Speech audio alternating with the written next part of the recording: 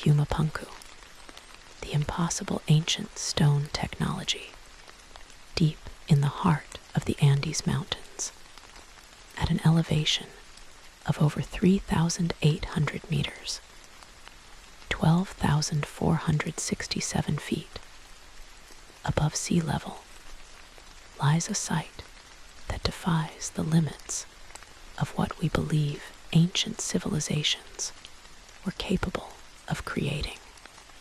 Known as Puma Punku, this ruins complex, part of the larger Tiwanaku archaeological site in modern-day Bolivia, stands as a testament to a technological prowess that seems to belong to a time far beyond the era in which it was built, unlike the more famous Machu Picchu, which impresses with its grandeur and integration with the landscape. Puma Punku astounds with its precision.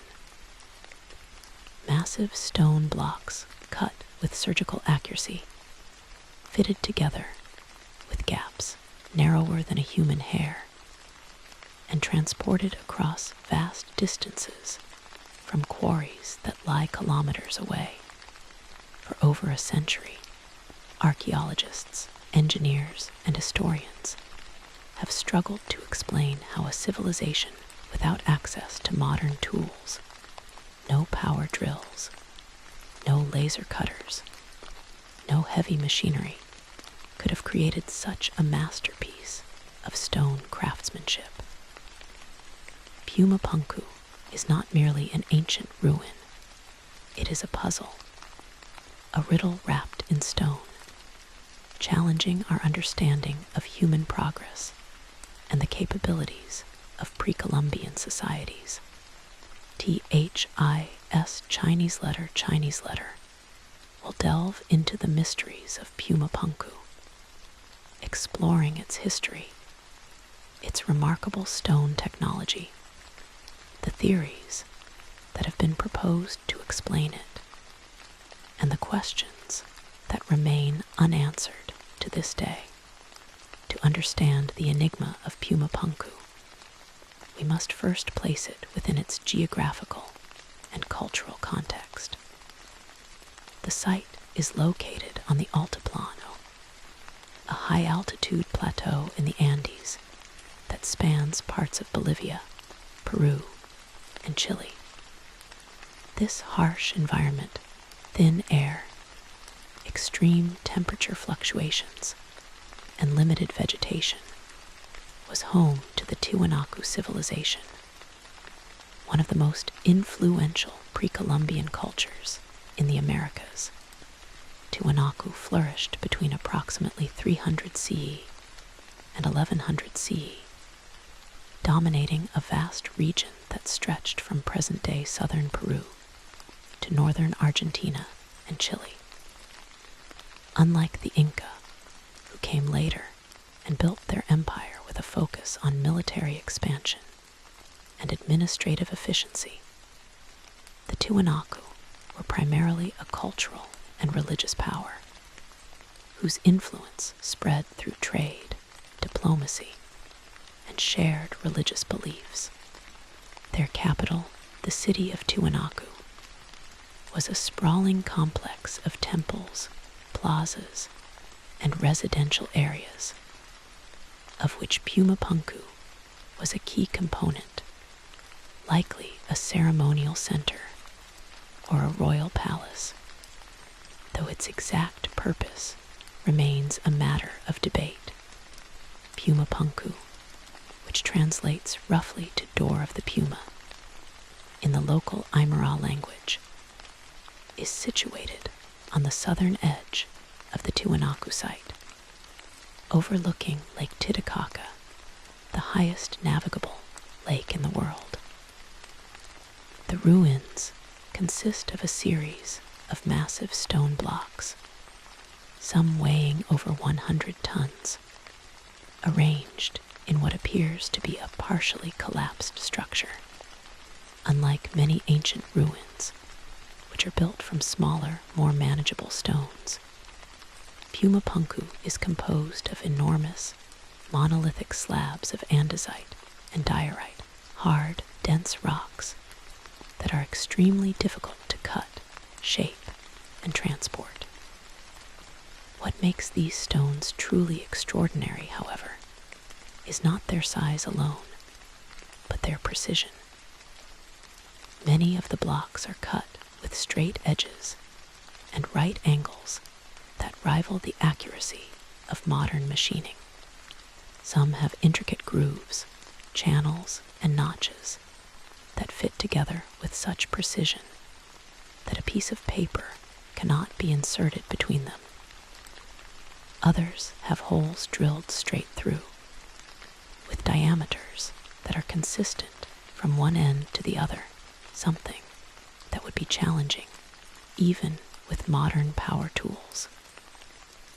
These features have led many to question, how did the Tiwanaku people achieve this level of precision without the benefit of modern technology? The mystery of Puma Punku is compounded by the fact that the Tiwanaku civilization left no written records. Unlike the Maya, who had a sophisticated writing system, or the Inca, who used quipus knotted strings to record information, the Tiwanaku relied on oral tradition and visual art to pass down their history and knowledge. This means that we have no contemporary accounts of how Puma Punku was built, who built it, or why. All we have are the ruins themselves, and the clues they contain about the technology and skills of their creators. Over the years, this lack of written records has given rise to a wide range of theories, from the plausible to the fantastical. Some scholars argue that the Tiwanaku developed advanced stoneworking techniques that have since been lost to history.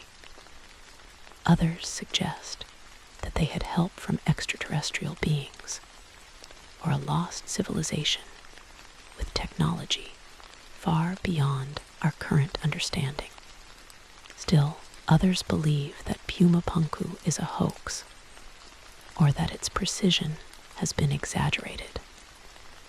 To evaluate these theories, we must first examine the facts, the physical characteristics of the site, the materials used, and the evidence of how the stones were cut, shaped, and transported, before delving into the technology of Puma Punku. It is important to understand the broader context of Tiwanaku civilization.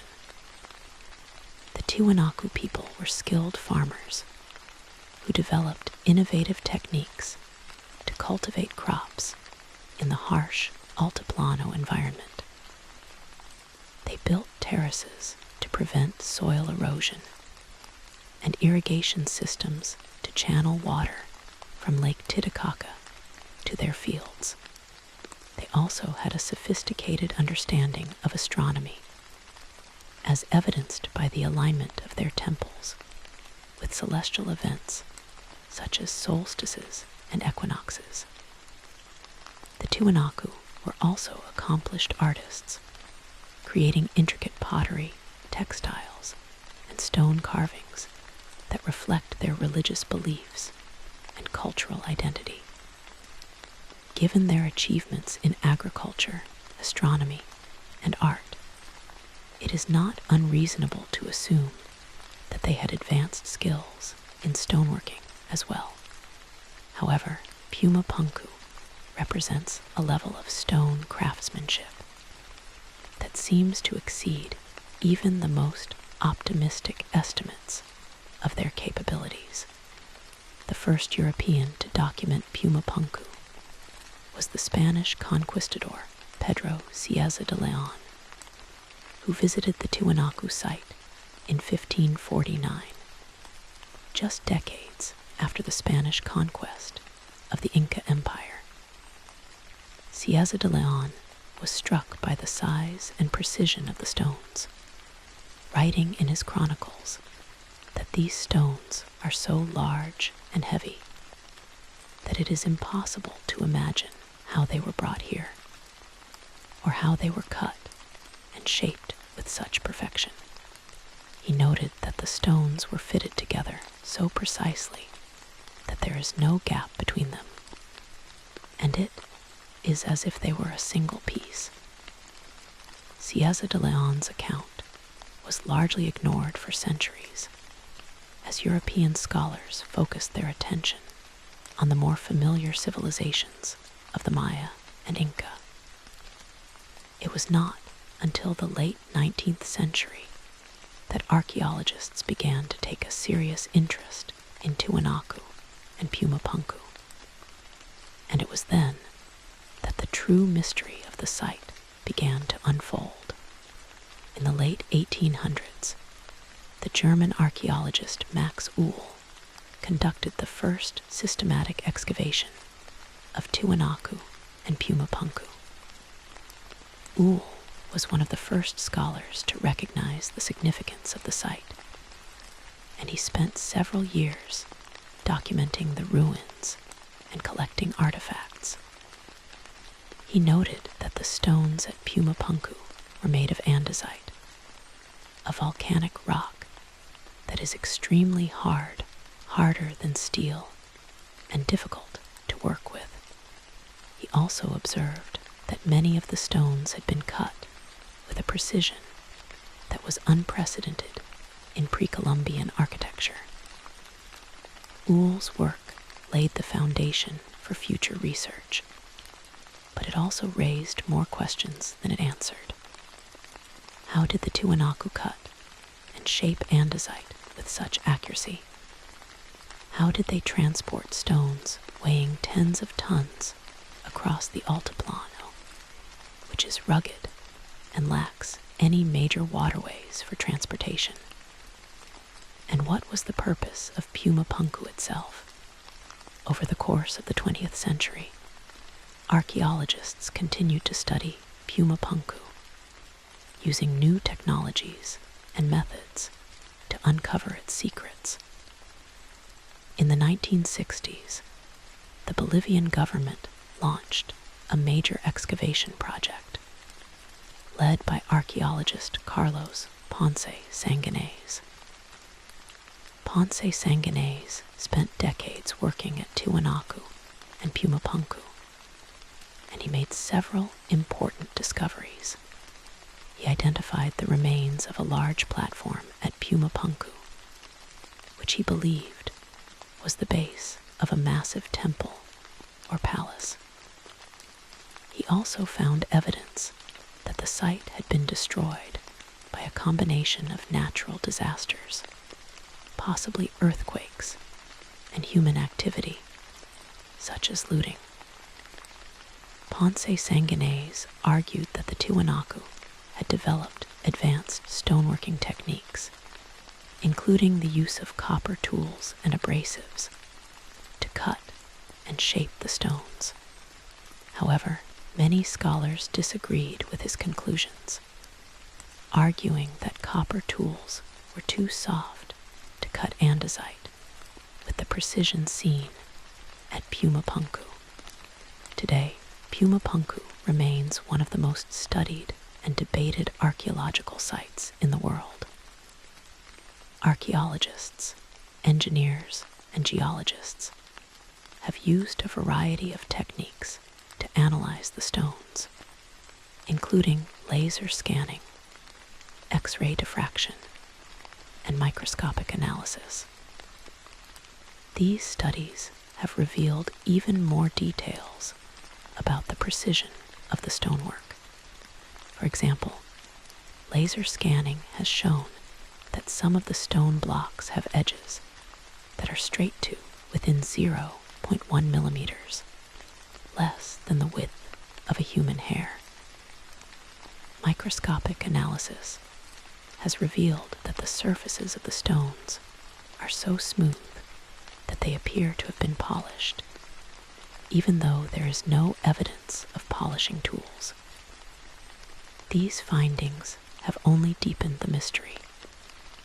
How could a civilization without modern technology achieve such precision?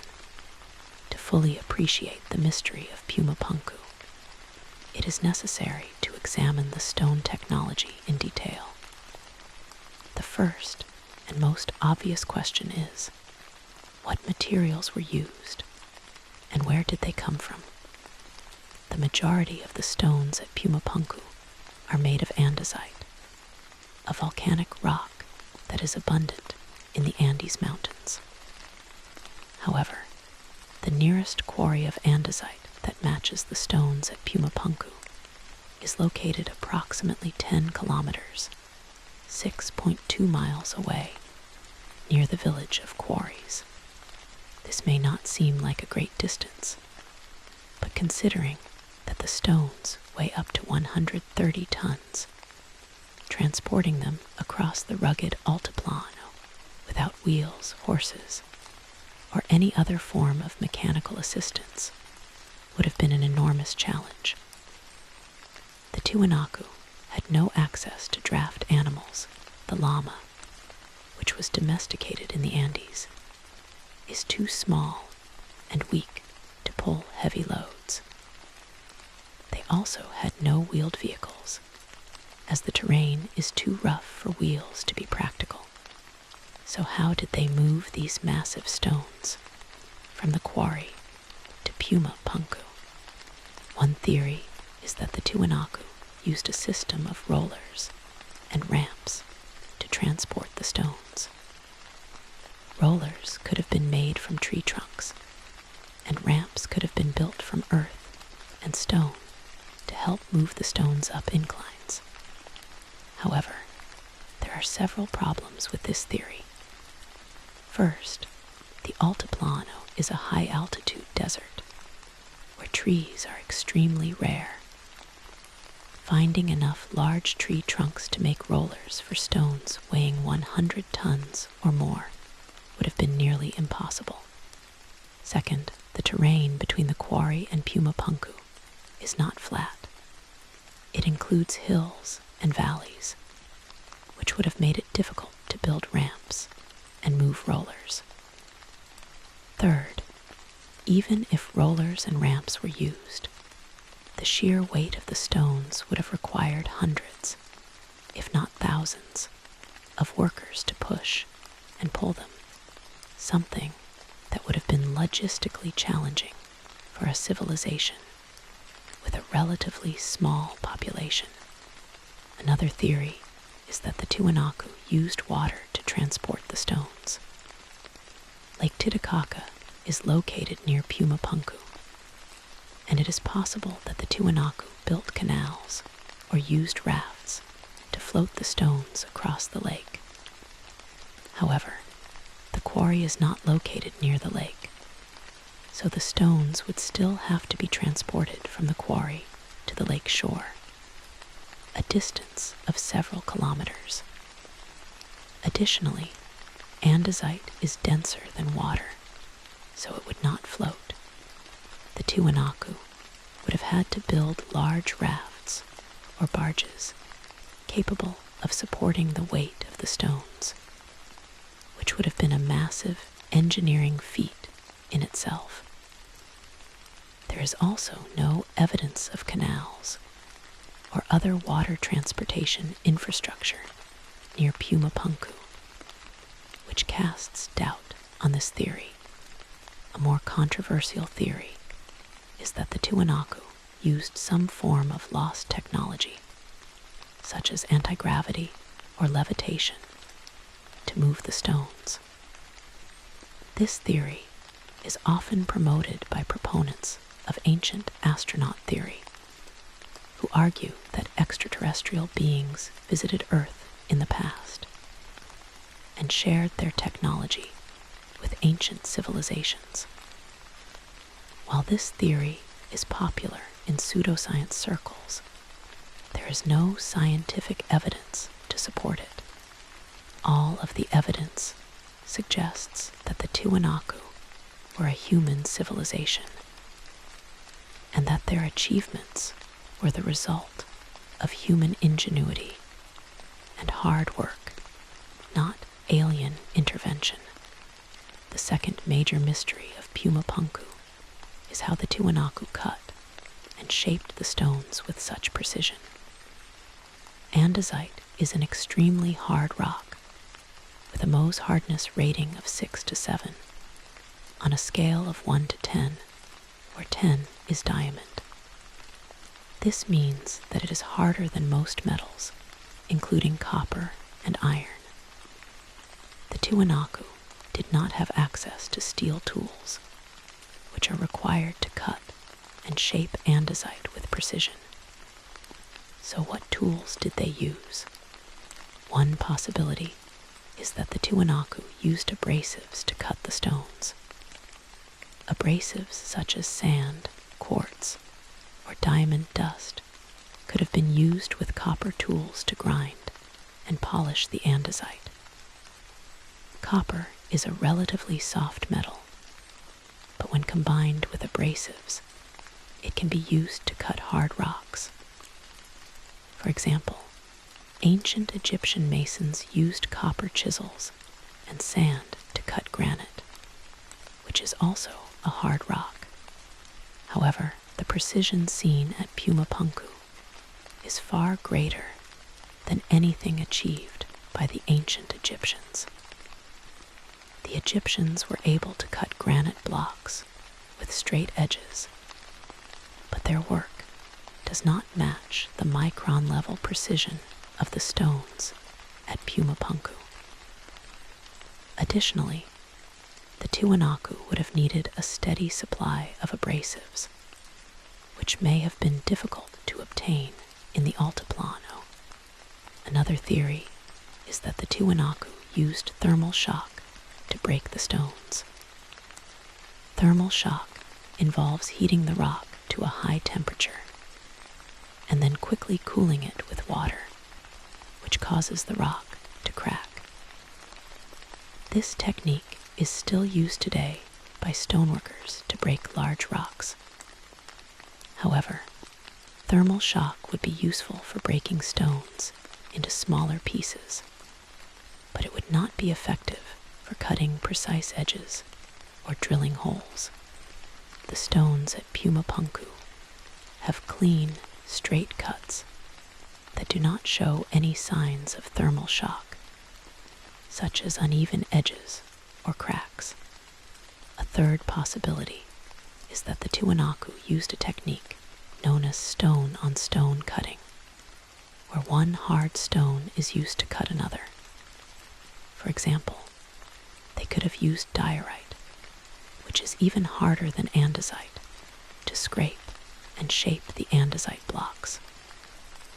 Diorite tools have been found at Tiwanaku sites, and some scholars believe that they were used for stoneworking. However, diorite is a brittle rock, and it would be difficult to use it to cut precise edges or drill holes. Additionally, the wear patterns on the diorite tools do not match the type of wear that would be expected from cutting andesite. Perhaps the most intriguing theory is that the Tiwanaku developed a form of advanced machining, using tools that have since been lost to history. Some engineers have suggested that the precision of the stones at Puma Punku could only have been achieved with machine tools, such as lathes or milling machines. However, there is no evidence that the Tiwanaku had access to such tools. They did not have electricity, and they did not have the knowledge of mechanics required to build machine tools. This theory also raises the question of how the Tiwanaku could have developed such advanced technology without leaving any traces of it in the archaeological record. To add to the mystery, many of the stones at Puma Punku have intricate features that are difficult to explain. For example, some stones have grooves that are perfectly parallel and evenly spaced, with a depth that is consistent throughout. Others have notches that fit together with other stones like a puzzle, creating a seamless joint. Some stones even have holes that are drilled at perfect right angles to the surface, with a diameter that is the same from one end to the other.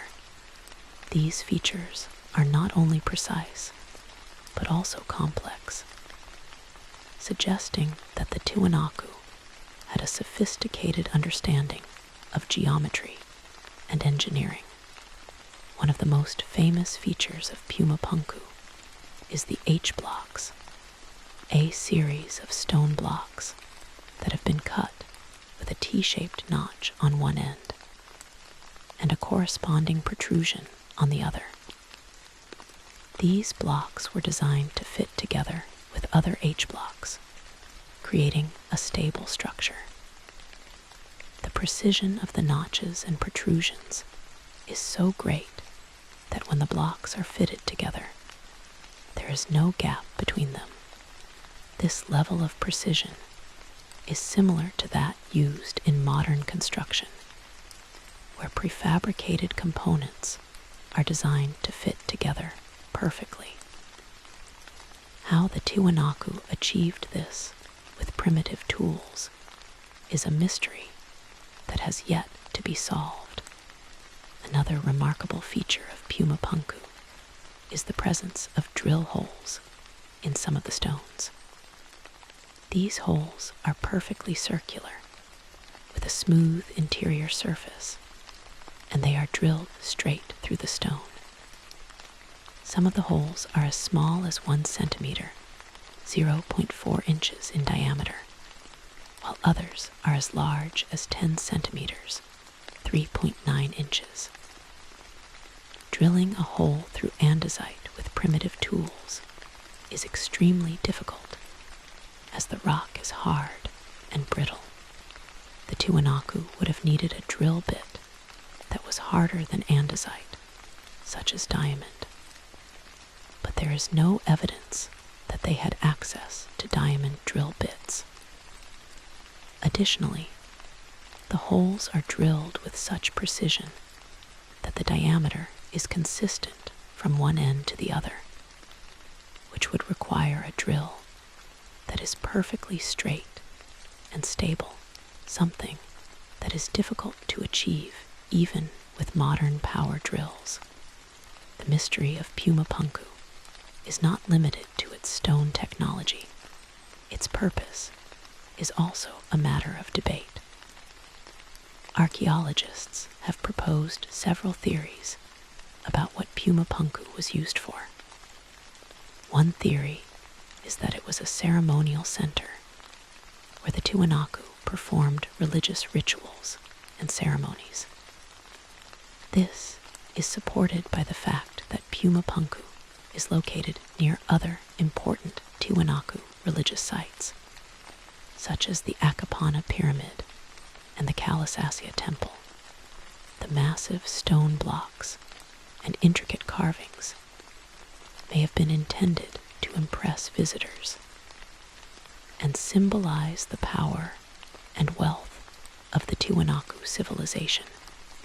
Another theory is that Puma Punku was a royal palace where the Tiwanaku rulers lived and governed their empire. The large platform at Puma Punku could have been the base of a palace, and the stone blocks could have been used to build walls, floors, and other structures. However, there is no evidence of residential areas or living quarters at Puma Punku, which casts doubt on this theory. A third theory is that Puma Punku was an astronomical observatory.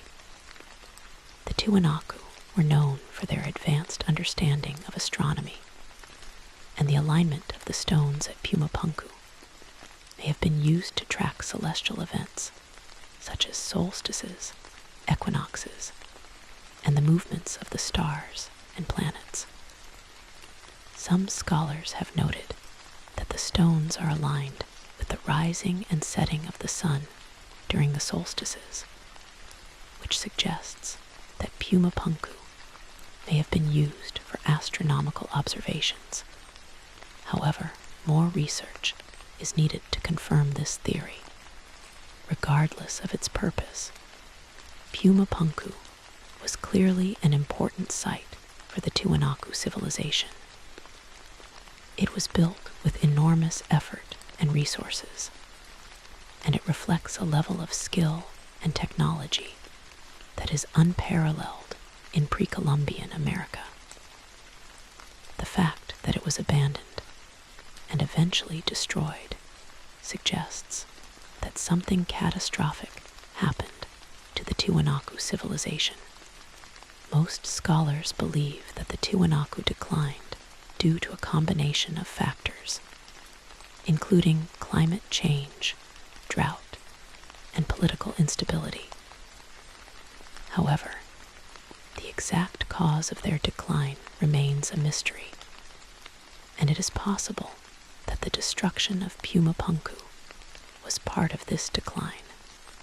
Over the years, Puma Punku has become a focal point for pseudoscientific theories, particularly those related to ancient astronauts and lost civilizations.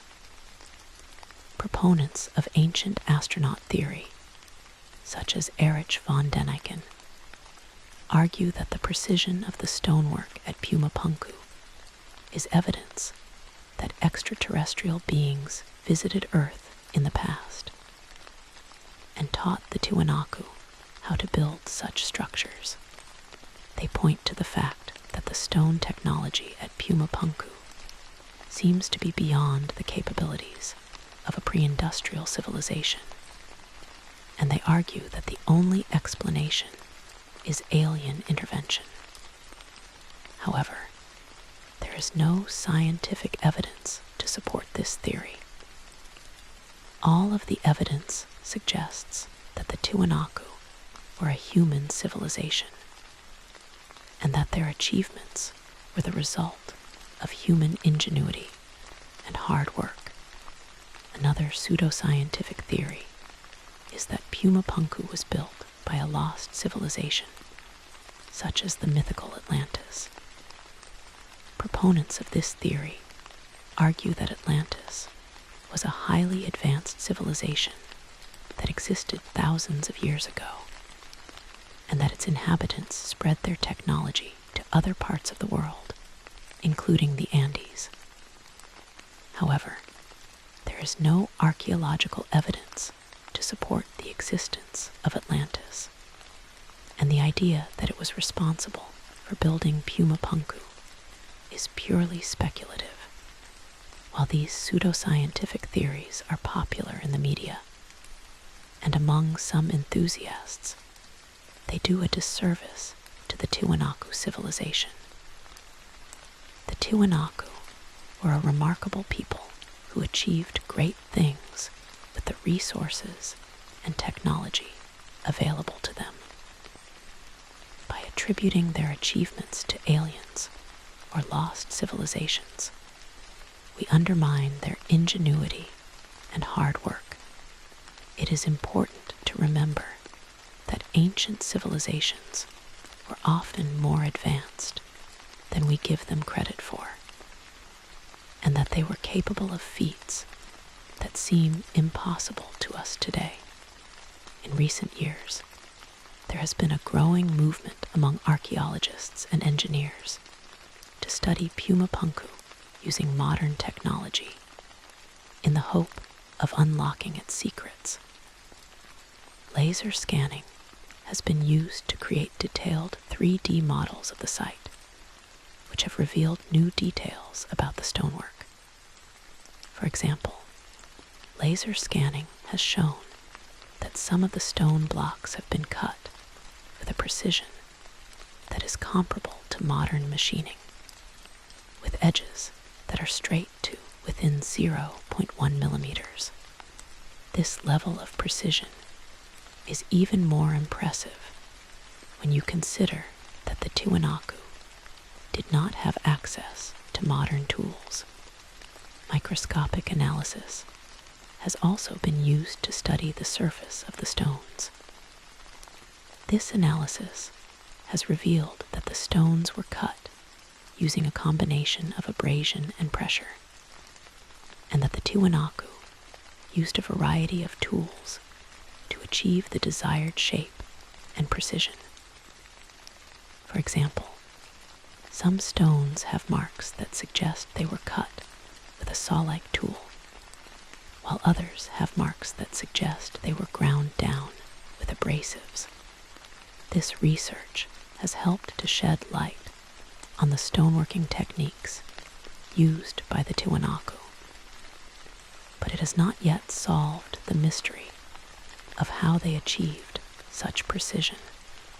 Another area of research is the study of the quarries where the stones at Puma Punku were sourced.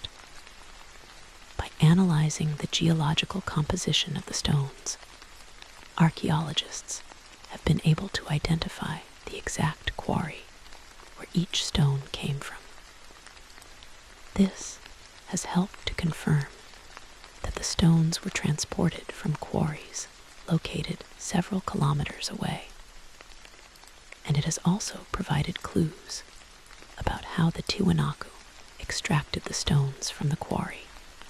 For example, some quarries have evidence of stone walls that were built to support the rocks as they were being extracted, and there are also marks on the rocks that suggest they were cut using a combination of tools and abrasives. One of the most promising areas of research is the use of experimental archaeology. Experimental archaeology involves recreating ancient techniques and tools to see if they are capable of achieving the results seen in the archaeological record.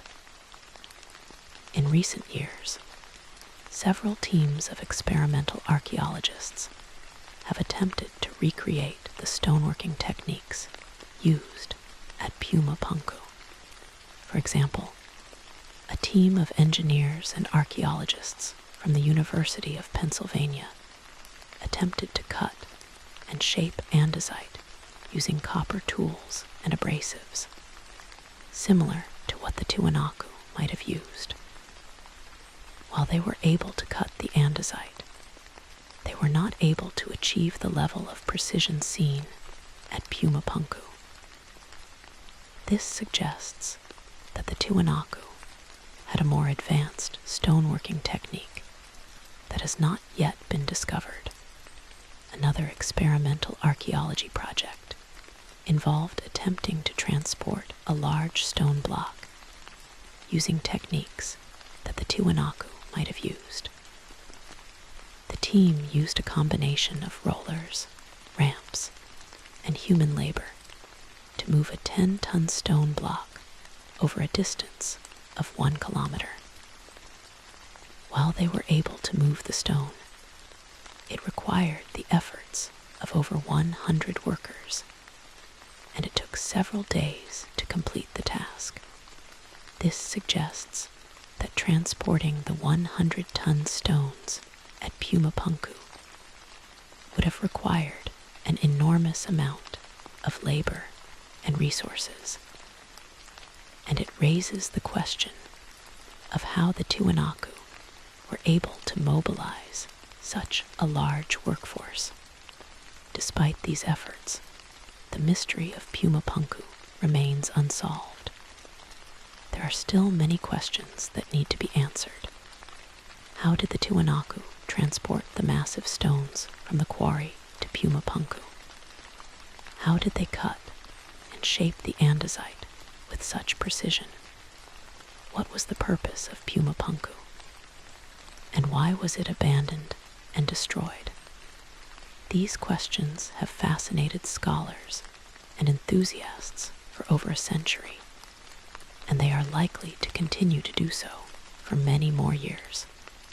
One of the reasons why Puma Punku is so fascinating is that it challenges our assumptions about human progress.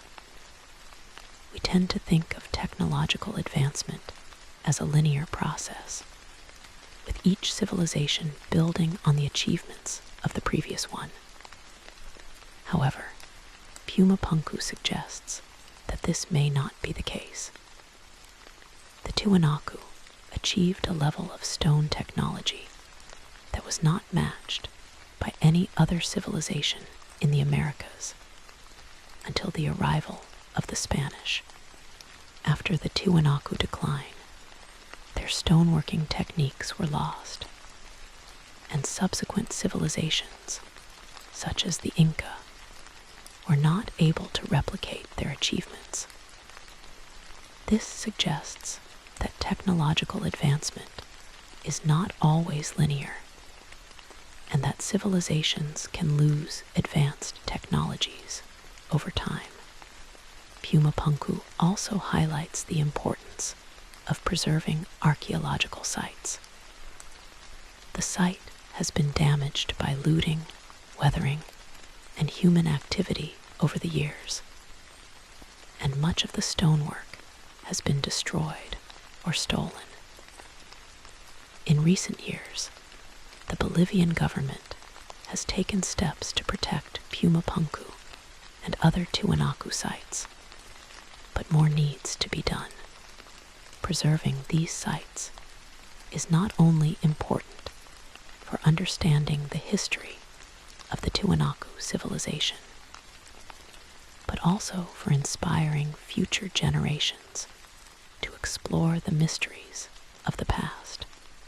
In conclusion, Puma Punku is a remarkable archaeological site that defies our understanding of ancient stone technology. Its massive stone blocks, cut with surgical precision and transported across vast distances, are a testament to the ingenuity and skill of the Tiwanaku civilization. While we have made progress in understanding the site, many questions remain unanswered. The mystery of Puma Punku is not just about how the stones were cut and transported. It is about the people who built it, their culture, and their place in human history. As we continue to study Puma Punku using modern technology and experimental archaeology, we may one day unlock its secrets and gain a deeper understanding of one of the most remarkable civilizations of the ancient world. To fully grasp the magnitude of Puma Punku's mystery, it is essential to compare it to other ancient stone structures around the world. The Great Pyramid of Giza, for example, is another iconic ancient structure built with massive stone blocks. However, the Great Pyramid was built with limestone, which is softer than andesite, and the precision of its stonework is not as great as that of Puma Punku. The blocks of the Great Pyramid have gaps between them that are visible to the naked eye, whereas the gaps at Puma Punku are narrower than a human hair. Similarly, the stonework at Stonehenge, another famous ancient site, is impressive, but it does not match the precision and complexity of Puma Punku. The comparison to these other sites highlights just how unique Puma Punku is. The Tiwanaku were working with a much harder material than the builders of the Great Pyramid or Stonehenge, and they achieved a level of precision that is unmatched in the ancient world. This suggests that the Tiwanaku had a stoneworking technology that was far ahead of their time, and that their achievements deserve more recognition than they have received. Another important aspect of Puma Punku is its cultural significance. For the indigenous people of the Altiplano, such as the Aymara and Quechua, Puma Punku is a sacred site that is deeply connected to to their cultural heritage. The site is considered to be a place where the gods once lived, and it is still used for religious ceremonies and rituals today. For these communities, Punku is not just an archaeological site. It is a living part of their history and identity. This cultural significance adds another layer of complexity to the mystery of Punku, as it reminds us that the site is more than just a collection of stones. It is a place with deep spiritual and cultural meaning. In recent years, there has been a growing interest in Punku among tourists and enthusiasts.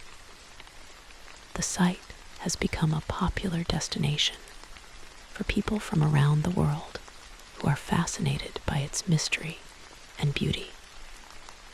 However, the increase in tourism has also brought challenges, as the site is vulnerable to damage from foot traffic and vandalism. The Bolivian government has implemented measures to protect the site, such as limiting the number of visitors and requiring guided tour. But more needs to be done to ensure that Punku is preserved for future generations. As we look to the future, it is likely that new technologies will help us to unlock the secrets of Punku.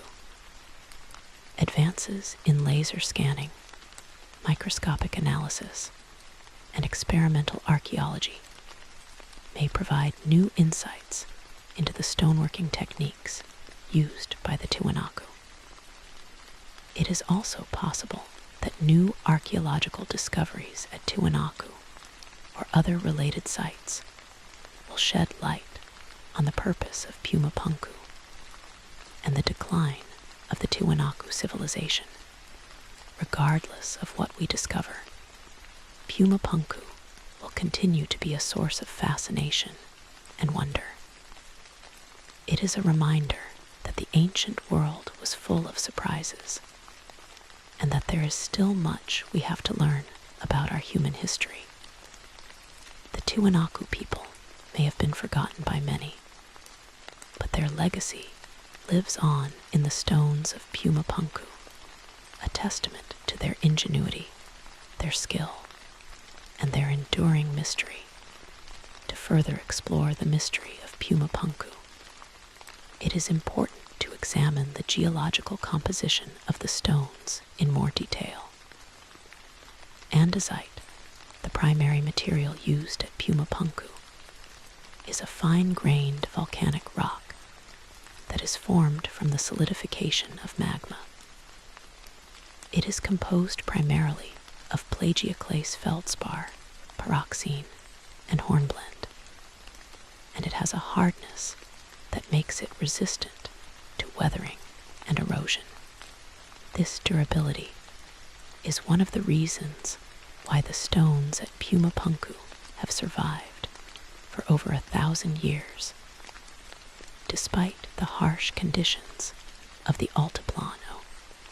The andesite used at Punku has a uniform composition, which suggests that it was sourced from a single quarry. This is important because it means that the Tiwanaku had to transport all of the stones from one location, which adds to the challenge of moving them. The quarry itself is located in a remote area, surrounded by hills and valleys, which would have made it difficult to extract the stones and transport them to Punku. Another important geological feature of the stones is their texture. The surfaces of the stones are extremely smooth, with no visible tool marks. This suggests that the Tiwanaku used a combination of grinding and polishing techniques to achieve the desired finish. Microscopic analysis has revealed that the surface of the stones has a roughness of less than 1 micrometer, which is comparable to the surface of modern machine-cut stones. This level of smoothness is difficult to achieve with primitive tools, and it suggests that the Tiwanaku had a sophisticated understanding of stoneworking. The grooves and channels on the stones are another important feature that requires further analysis. These grooves are perfectly parallel and evenly spaced, with a depth that is consistent throughout. They are often used to join 2 stones together, creating a seamless joint. The precision of these grooves suggests that the Tiwanaku had a precise measuring tool, such as a ruler or a level, which they used to ensure that the grooves were cut correctly. However, there is no evidence of such tools in the archaeological record, which adds to the mystery. The notches and protrusions on the H-blocks are also worthy of further study. These features are designed to fit together with other blocks, creating a stable structure. The precision of the notches and protrusions is so great that they can only be fitted together in one way, which suggests that the Tiwanaku had a detailed plan for the structure of Puma Punku. This level of planning and precision is remarkable for a pre-industrial civilization, and it suggests that the Tiwanaku had a sophisticated understanding of engineering and architecture. One of the most intriguing questions about Puma Punku is why the Tiwanaku went to such great lengths to build it. The site required an enormous amount of labor and resources, and it is unclear what benefit it provided to the civilization. Some scholars argue that Puma Punku was a symbol of the Tiwanaku's power and wealth, and that it was built to impress neighboring civilizations. Others suggest that it was a religious site where the Tiwanaku worshipped their gods and performed rituals. Whatever its purpose, Puma Punku was clearly an important part of Tiwanaku culture, and it reflects the values and beliefs of the people who built it. The decline of the Tiwanaku civilization is another important part of the Puma Punku mystery. Most scholars believe that the Tiwanaku declined around 1100 CE, and that the site of Puma Punku was abandoned and eventually destroyed. The exact cause of the decline is not known, but there are several theories. One theory is that climate change caused a drought, which led to crop failures and food shortages. Another theory is that the Tiwanaku were invaded by neighboring civilizations, which led to the destruction of their cities. Still, others believe that the Tiwanaku society collapsed due to internal political instability or social unrest. Whatever the cause of the decline, the abandonment of Puma Punku marked the end of a remarkable era in Andean history. The Tiwanaku civilization had achieved great things, and their stone technology was unparalleled in the Americas. However, their achievements were lost to history, and it was not until the late 19th century that archaeologists began to rediscover their legacy. Today, Puma Punku is a UNESCO World Heritage Site, and it is recognized as one of the most important archaeological sites in the world.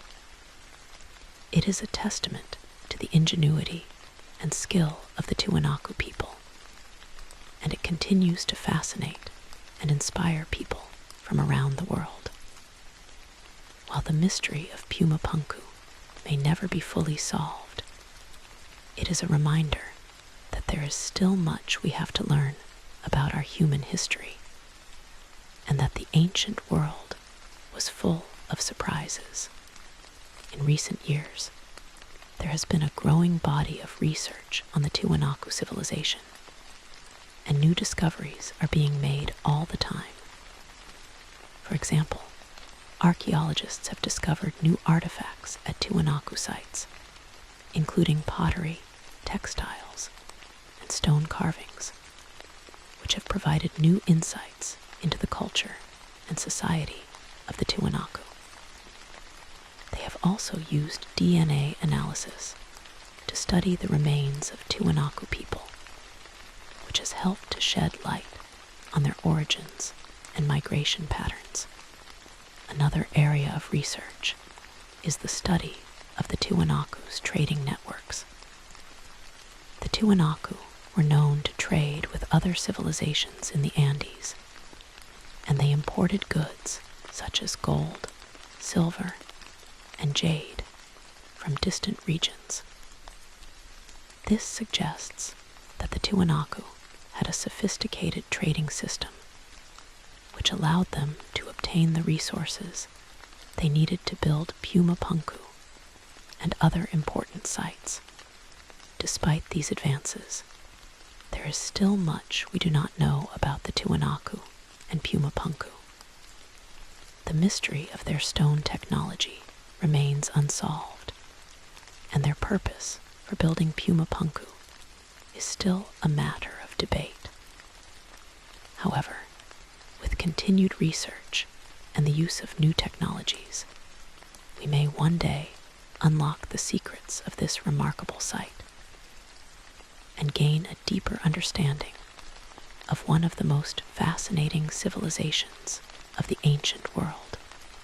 To summarize, Puma Punku is a site that defies explanation. Its massive stone blocks, cut with surgical precision and transported across vast distances, are a testament to the ingenuity and skill of the Tiwanaku civilization.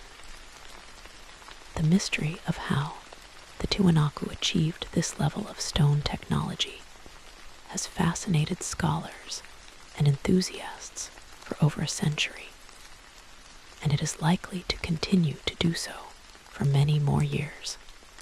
While there are many theories about how Puma Punku was built, none of them have been proven, and the mystery remains unsolved.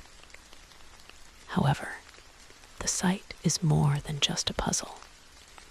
It is a reminder of the richness and complexity of human history, and of the remarkable achievements that can be accomplished through human ingenuity and hard work. As we continue to study Puma Punku, we must remember that the Tiwanaku were a human civilization, and that their achievements were the result of their own efforts and creativity. We should not attribute their work to aliens or lost civilizations, but rather celebrate their ingenuity and recognize the contributions they made to human history. Puma Punku is a treasure of the ancient world, and it is our responsibility to preserve it for future generations, so that they too can be inspired by its mystery and beauty. In the end, Puma Punku is more than just a collection of stones.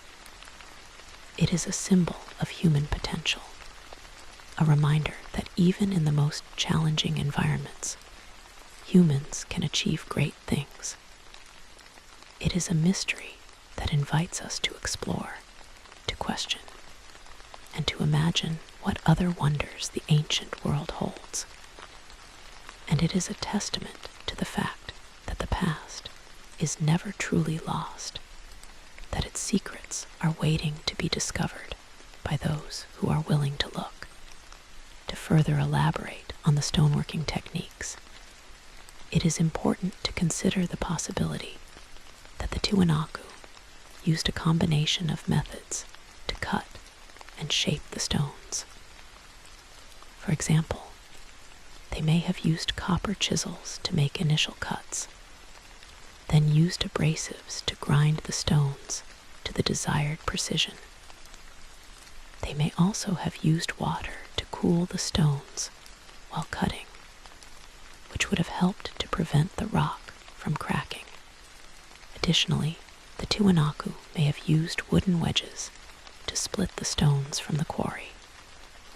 By inserting wooden wedges into cracks in the rock and then soaking them in water, the wood would expand, causing the rock to split. This technique is still used today by stoneworkers, and it is possible that the Tiwanaku used it to extract the massive stones from the quarry. Another possibility is that the Tiwanaku used a form of chemical weathering to soften the andesite. Chemical weathering involves using acids or other chemicals to break down the rock, making it easier to cut and shape. However, there is no evidence that the Tiwanaku had access to such chemicals, and this theory is purely speculative. It is more likely that the Tiwanaku relied on physical methods, such as abrasion and pressure, to cut and shape the stones. The transportation of the stones is another area that requires further investigation. Some scholars have suggested that the Tiwanaku used a system of sledges to transport the stones. Sledges could have been made from wood or stone, and they could have been pulled by large numbers of workers. However, the Altiplano is a dry, rocky environment, and the ground is not smooth enough to make sledges practical. Additionally, the stones are so heavy that even a sledge would require an enormous amount of force to pull. Another theory is that the Tiwanaku used animals to transport the stones. But as mentioned earlier, the llama is too small and weak to pull heavy loads. There is no evidence that the Tiwanaku had access to other draft animals, such as horses or oxen, which were introduced to the Americas by the Spanish. This means that the Tiwanaku must have relied solely on human labor to transport the stones, which is a testament to their organizational skills and physical strength. The precision of the stonework at Puma Punku also suggests that the Tiwanaku had a sophisticated understanding of geometry. The stones are cut with straight edges and right angles, and the notches and protrusions are designed to fit together perfectly. This requires a knowledge of basic geometry, such as the Pythagorean theorem, which was not formally developed in Europe until the time of Pythagoras in the 6th century BCE. However, the Tiwanaku may have developed their own system of geometry based on their observations of the natural world.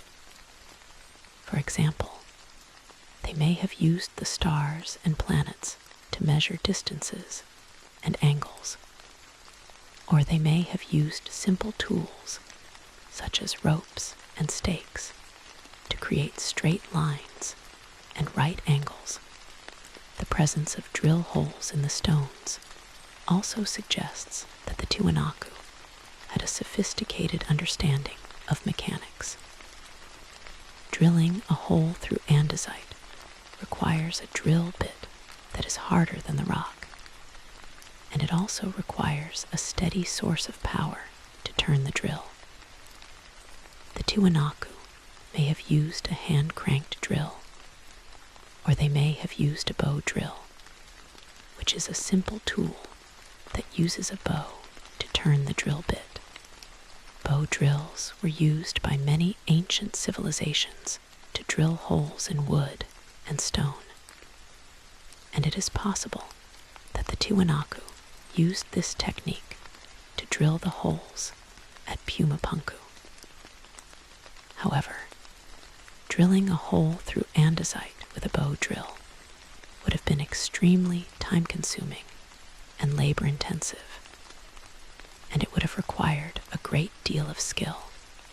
In conclusion, Puma Punku is a remarkable site that continues to challenge our understanding of ancient stone technology. The Tiwanaku civilization achieved feats that seem impossible to us today, and their stonework is a testament to their ingenuity and skill. While we have made progress in understanding the site, many questions remain unanswered. The mystery of Puma Punku is not just about how the stones were cut and transported. It is about the people who built it, their culture, and their place in human history. As we continue to study Puma Punku using modern technology and experimental archaeology, we may one day unlock its secrets and gain a deeper understanding of one of the most remarkable civilizations of the ancient world. Until then, Puma Punku will remain a source of fascination and wonder, a reminder of the richness and complexity of human history.